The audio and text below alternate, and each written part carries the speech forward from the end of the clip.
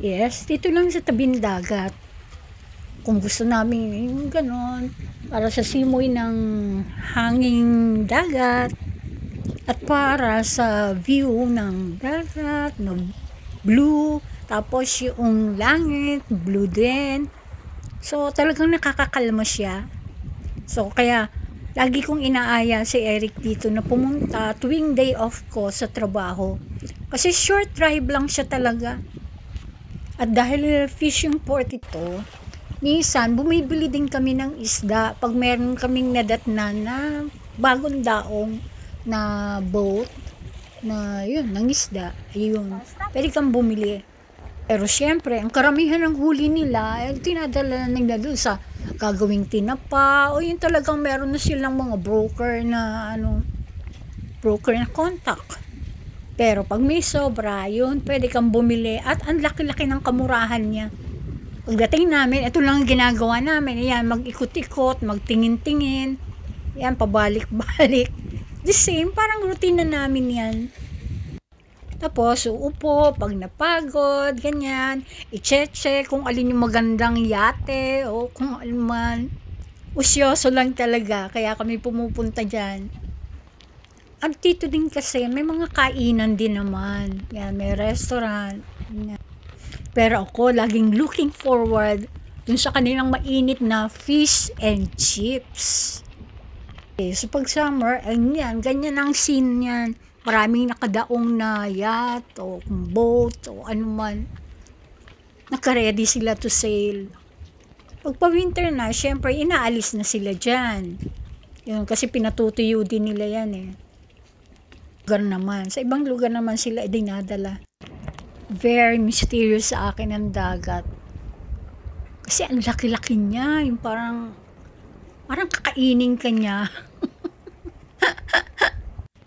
Pero tingnan niyo naman today, kalmado ang waves, ganyan. So, naka-enclose ang mga yate. Yan, naka-enclose silang ganyan. Wala sila dun sa labas.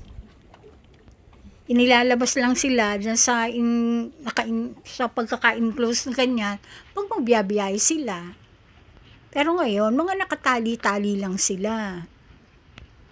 Yan, gusto ko lang makakita ng iba't ibang klase ng yacht. Pero yung pag-iisipin ko na gusto ko mag-sail, hindi.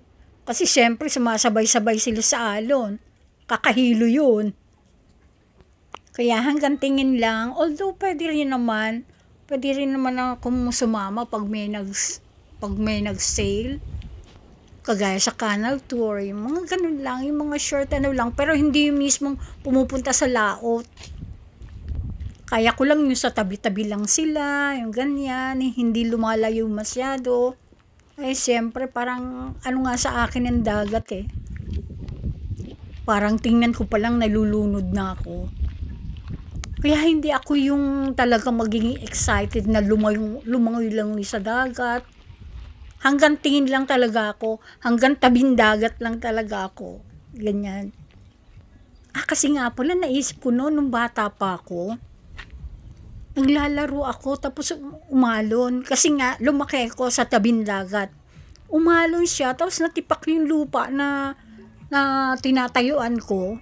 Ayun, siyempre sa bata talagang yung kung sa adult maliit na alon yun, sa akin super laki. Siyempre ang takot ka, so umiiyak ako noon.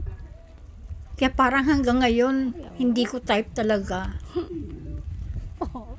Pwede din kasama dito yung aso kapag namasyal. Pero syempre, siguraduhin mo lang na yung aso mo behave. Ganyan. Kasi may makakita siyang ibang aso. Mahirap naman magkaaway-away sila. Ayan, naglalakad na kami papunta sa fish and chips. Eto, tingnan ko. Ito yung mga nangingisda. Bangka na mga nangingisda. Ayan. Iba yung pang leisure, di ba? Na bangka o yung yacht. Okay, yan ang office. Ang office ng mga kung ano man transaction dyan. Ito pampensyonista daw. Pampensyonista. Ibig sabihin hindi masyadong maganda yung mga boat. Kasi pensyonista na. Tapos sa kabila, ito naman, hindi sa kabila naman, pang milyonaryo. So, maganda-ganda yung mga yacht. Hindi mo, mayroon pang ano, no? Pero hindi naman siguro yun ang ibig sabihin. Kaya lang, talagang ilang naisip ko. Talaga dito, parang simple lang ang ano, yung katuwaan nila. Ayan, uupo lang dyan sa tabing dagat, sa init. Ganyan, solve na sila dyan. Yan, solve sila kagad sa init. O, ayan, malapit na kami sa medyo may kainan. Yan.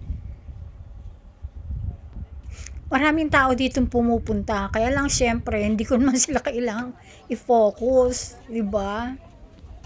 Kasi ba, ma-offend sila.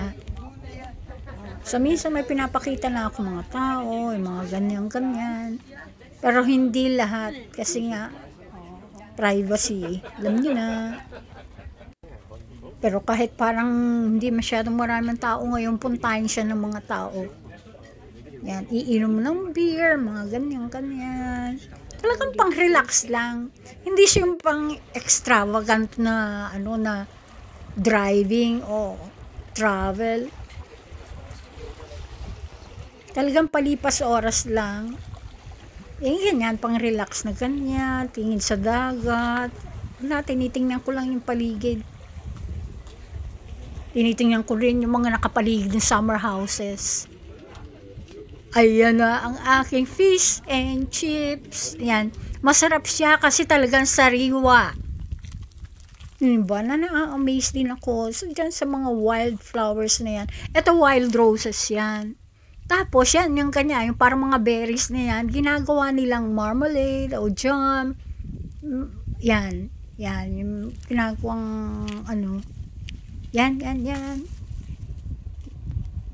Yan, minsan dito sa trabaho ko nag-ano sila ng ganyan, soup, yan.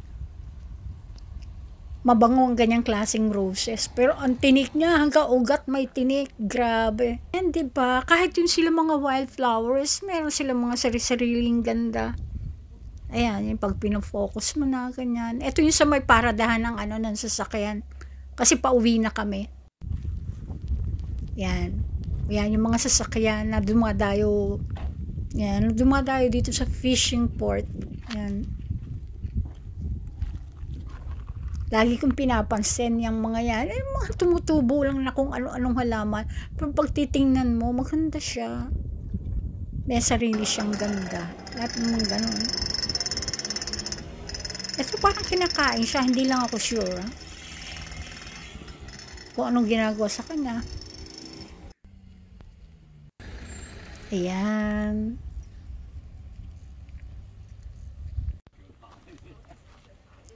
Yan, pati mga kahil-kahil na ganyan. May certain attraction sila sa akin. Okay, uwi na kami. Thank you for watching. Yan. Tapos na ang day off.